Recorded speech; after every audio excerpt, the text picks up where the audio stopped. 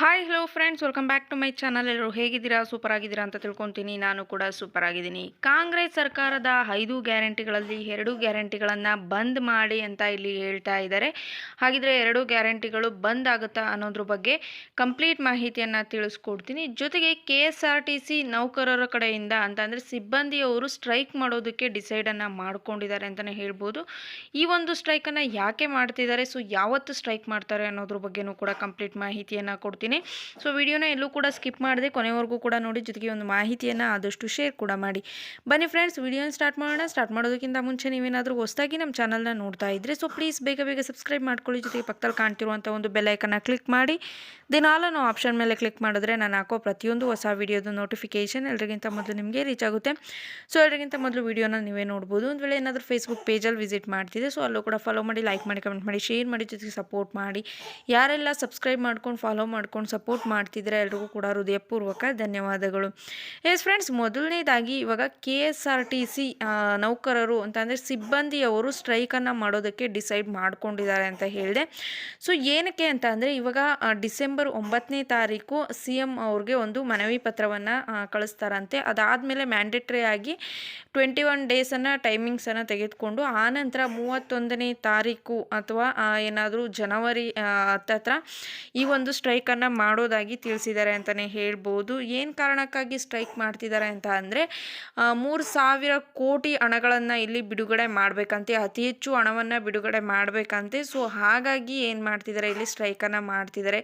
Mostly ಶಕ್ತಿ ಯೋಜನೆ ಬಂದಿದ್ದರಿಂದ ಏನಾಗಿದೆ ಅಂದರೆ ಇಲ್ಲಿ ನೌಕರರಿಗೆ, ಕೆಲಸ ಮಾಡುವಂತಹ ಸಿಬ್ಬಂದಿಗಳಿಗೆ ತುಂಬಾ ತೊಂದರೆ ಆಗ್ತಿದೆ ಅಂತ ಹೇಳ್ತಾ ಇದ್ರು. ಸೊ ಹಾಗಾಗಿ ಬರೀ 3,000 ಕೋಟಿ ಹಣ ಅಂತಾನೆ ಅಲ್ಲ, ಅತಿ ಹೆಚ್ಚು ಹಣವನ್ನು ಇವರು ಬಿಡುಗಡೆ ಮಾಡಬೇಕಂತೆ. ಸೊ ಹಾಗಾಗಿ ಬಿಡುಗಡೆ ಮಾಡದೇ ಇರೋ ಕಾರಣಕ್ಕಾಗಿ ಇಲ್ಲಿ ಸ್ಟ್ರೈಕ್ ಮಾಡೋದಕ್ಕೆ ಡಿಸೈಡ್ ಮಾಡಿಕೊಂಡು ವೆಯ್ಟ್ ಮಾಡ್ತಾ ಇದ್ದಾರೆ ಅಂತಲೇ ಹೇಳ್ಬೋದು.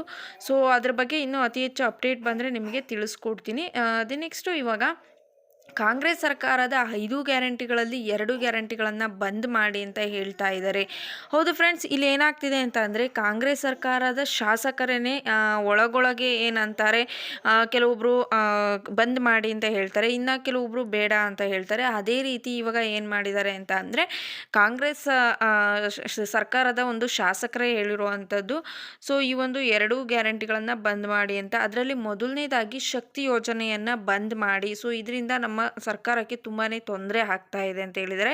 ಇನ್ನು ಜೊತೆಗೆ ಗೃಹಲಕ್ಷ್ಮಿ ಯೋಜನೆಯನ್ನು ಬಂದ್ ಮಾಡಿ ಅಂತ ಪರ್ಟಿಕ್ಯುಲರ್ ಆಗಿ ಅವರೇನು ಹೇಳಿಲ್ಲ, ಬಟ್ ಅತಿ ಹೆಚ್ಚು ಹಣ ಖರ್ಚಾಗ್ತಿರುವಂಥದ್ದು ಗೃಹಲಕ್ಷ್ಮಿ ಯೋಜನೆ ಮತ್ತು ಶಕ್ತಿ ಯೋಜನೆ. ಸೊ ಹಾಗಾಗಿ ಒಂದು ಮಾತ್ರ ಶಕ್ತಿ ಯೋಜನೆ ಬಂದ್ ಮಾಡಿ ಅಂತ ಹೇಳಿದ್ದಾರೆ.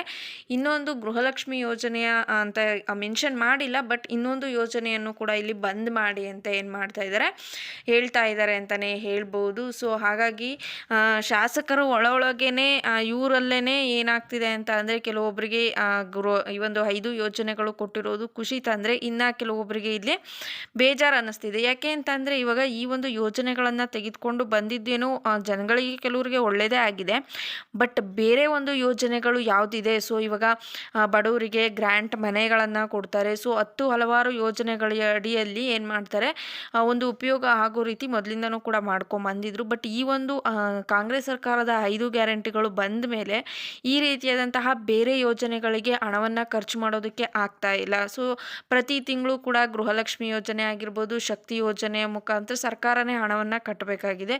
ನೆಕ್ಸ್ಟ್ ಅನ್ನಭಾಗ್ಯ ಯೋಜನೆಗೂ ಕೂಡ ಹಣ ಕೊಡ್ತಿದ್ದಾರೆ. ಜೊತೆಗೆ ಅಕ್ಕಿಯನ್ನು ಪರ್ಚೇಸ್ ಮಾಡೋದಕ್ಕೂ ಕೂಡ ಸರ್ಕಾರ ಹಣ ಕೊಡಲೇಬೇಕು.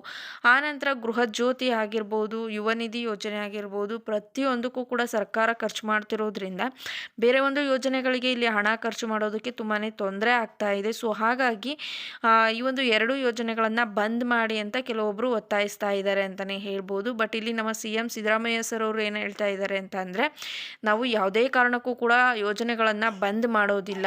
ಏಕೆ ಅಂತ ಅಂದರೆ ನಾವು ಕಾಂಗ್ರೆಸ್ ಸರ್ಕಾರದ ಕಡೆಯಿಂದ 5 ಯೋಜನೆಗಳನ್ನು ಏನು ಕೊಟ್ಟಿದ್ವಿ, ಆ ಒಂದು ಯೋಜನೆ 5 ವರ್ಷ ನಾವು ಆಡಳಿತದಲ್ಲಿ ಇರೋವರೆಗೂ ಕೂಡ ಇದ್ದೇ ಇರುತ್ತೆ. ಯಾವುದೇ ಕಾರಣಕ್ಕೂ ಕೂಡ ನಾವು ಬಂದ್ ಮಾಡೋದಿಲ್ಲ ಅಂತ ಹೇಳ್ತಾ ಇದ್ದಾರೆ. ಬಟ್ ಇಲ್ಲಿ ಒಳಗಡೆನೆ ಕಾಂಗ್ರೆಸ್ ಸರ್ಕಾರದ ಹಲವಾರು ಶಾಸಕರು ಏನು ಮಾಡ್ತಾ ಇದ್ದಾರೆ, ಬಂದ್ ಮಾಡಿ ಅಂತ ಇಲ್ಲಿ ಹೇಳ್ತಾ ಇದ್ದಾರೆ. ಸಿದ್ದರಾಮಯ್ಯ ಸರ್ ಅವರು ಬಂದ್ ಮಾಡೋದಿಲ್ಲ ಅಂತ ಕನ್ಫರ್ಮ್ ಆಗಿ ಹೇಳ್ತಾ ಇದ್ದಾರೆ. ಬಟ್ ಇಲ್ಲಿ ನಿಮ್ಮ ಅನಿಸಿಕೆಗಳು ತುಂಬಾ ಮುಖ್ಯ ಅಂತ ಅನಿಸುತ್ತೆ. ಯಾಕೆ ಅಂತಂದರೆ ಬರೀ ಈ ಒಂದು ಯೋಜನೆಯನ್ನೇ ನೋಡ್ಕೊಂಡು ಕುತ್ಕೊಂಡ್ರೆ ಇವಾಗ ಗೃಹಲಕ್ಷ್ಮಿ 2,000 ಕೊಡ್ತಿದ್ದಾರೆ, ಓಕೆ. ಇನ್ನು ಉಳಿದಂತಹ ಯೋಜನೆಗಳು ಏನು ಅವಶ್ಯಕತೆ ಇರಲಿಲ್ಲ. ಫ್ರೀ ಬಸ್ ಅವಶ್ಯಕತೆ ಇರಲೇ ಇಲ್ಲ. ಯಾಕೆಂದರೆ ಮೊದಲಿಂದನೂ ಓಡಾಡ್ತಾನೆ ಇದ್ದರು. ಸೊ ಇವಾಗಲೂ ಕೂಡ ಜನಗಳು ಓಡಾಡೋರು.